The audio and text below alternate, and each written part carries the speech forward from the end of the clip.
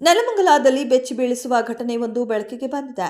ಮಧ್ಯರಾತ್ರಿ ವೇಳೆ ಐಷಾರಾಮಿ ಖಾಸಗಿ ಬಸ್ ಒಂದು ಹೊತ್ತಿ ಉರಿದು ಸಂಪೂರ್ಣ ಸುಟ್ಟು ಕರಕಲಾಗಿದೆ.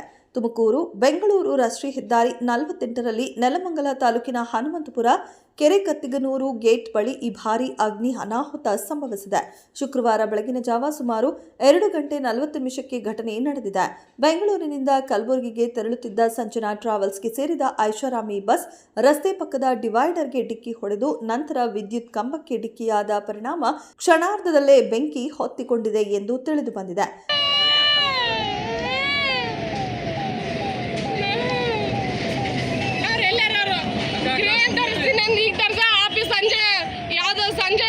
ಸಂಜೆನ ಆಫೀಸರ್ ಕರೆಸ್ಬೇಕು, ಅವನಿಗೆ ಮ್ಯಾನೇಜ್ಮೆಂಟ್ ಅವನಿಗೆ ಕರೆಸಿ ಪರಿಹಾರ ಕೊಡ್ಬೇಕು. ಅವರು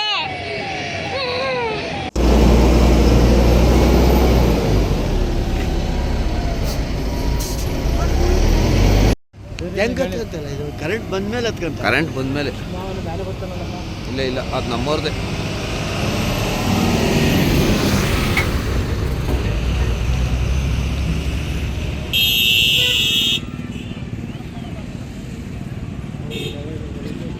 ಹೆದ್ದಾರಿ ಕಾಮಗಾರಿ ಹಿನ್ನೆಲೆ ಬಸ್ ನಿಧಾನವಾಗಿ ಸಾಗುತ್ತಿದ್ದ ವೇಳೆ ಚಾಲಕನ ನಿಯಂತ್ರಣ ತಪ್ಪಿದ್ದು ಈ ದುರ್ಘಟನೆ ಸಂಭವಿಸಿದೆ ಎನ್ನಲಾಗಿದೆ. ನಮ್ಮೂರಲ್ಲಿ ಏನೋ ಫಂಕ್ಷನ್ ಇದೆ ಅಂತ ನಾವು ಊರಿಗೆ ಹೋಗ್ತಾ ಇದ್ವು.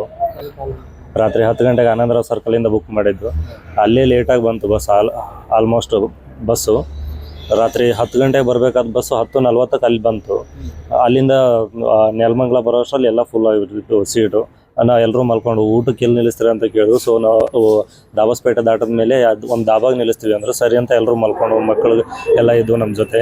ನಾವೆಲ್ಲರೂ ಮಲ್ಕೊಂಡ್ಮೇಲೆ ದಾಬಸ್ಪೇಟೆ ಹತ್ತಿರ ಬಂದ ಮೇಲೆ ಸೌಂಡ್ ಆಯಿತು. ಏನಂತ ಎದ್ದು ನೋಡೋಷ್ಟರಲ್ಲಿ ಇಷ್ಟೆಲ್ಲ ಅಪಘಾತ ಆಗಿತ್ತು.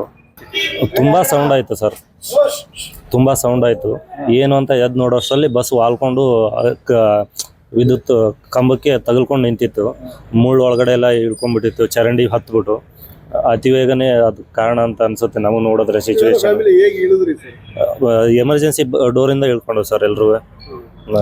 ಲಗೇಜ್ ನಮ್ಮದು ಇತ್ತು ಸರ್, ನಮ್ಮ ಫ್ರೆಂಡ್ದು ಒಂದಿತ್ತು, ಅವ್ರದ್ದು ಎಲ್ಲ ಡಾಕ್ಯುಮೆಂಟ್ಸ್ ಇತ್ತು.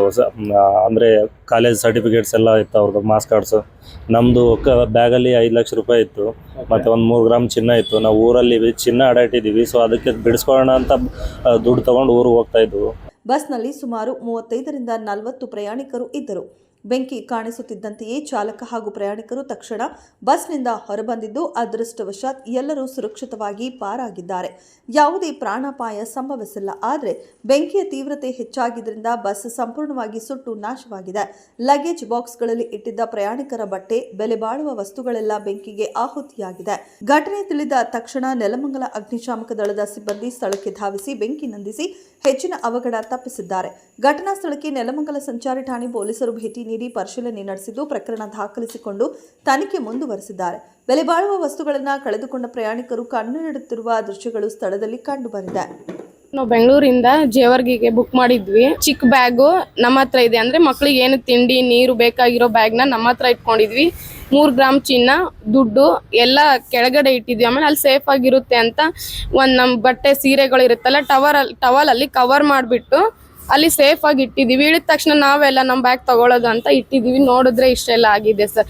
ಆಮೇಲೆ ಚಾಲಕ ತುಂಬಾ ಮದ್ಯಪಾನ ಮಾಡಿದ್ದ, ಓವರ್ ಸ್ಪೀಡಲ್ಲಿ ಹೋಗ್ತಾ ಇದ್ದ, ಫುಲ್ ಸ್ಪೀಡಲ್ಲಿದ್ರು. ಆಮೇಲೆ ಎಲ್ಲ ಜನ ಮೇಲಿಂದ ಕೆಳಗೆ ಬಿದ್ರು. ನಮ್ಮ ಮಕ್ಕಳನ್ನ ಎತ್ಕೊಂಡು ಬರೋಷ್ಟರಲ್ಲಿ ನಮ್ ದೊಡ್ಡ ವಿಷಯ. ನಾವು ಊರಲ್ಲಿ 2 ಬ್ಯಾಂಕಲ್ಲಿ ನಾವು ಚಿನ್ನ ಇಟ್ಟಿದ್ದೀವಿ. ಅದಕ್ಕೂ ನಮ್ಗೆ ಎವಿಡೆನ್ಸ್ ಇದೆ. ಅದನ್ನ ಬಿಡ್ಸೋಕ್ಕೋಸ್ಕರನೇ 2 ರಿಂದ 3 ವರ್ಷ ಕಷ್ಟಪಟ್ಟು ದುಡ್ಡು ಕೂಡಿಸಿ ತಗೊಂಡು ಹೋಗ್ತಾ ಇದ್ವಿ. ಸುಮಾರು ಜನಗಳ ಹತ್ರ ಸಾಲ ಇಸ್ಕೊಂಡಿದ್ವಿ ಬ್ಯಾಂಕಲ್ಲಿ. ಅದು ಎಲ್ಲ ವರದಿ ಇದೆ ಸರ್. ರಾಮ್ ಪ್ರಸಾದ್, ಈ ನ್ಯೂಸ್ ಟಿವಿ, ನೆಲಮಂಗಲ.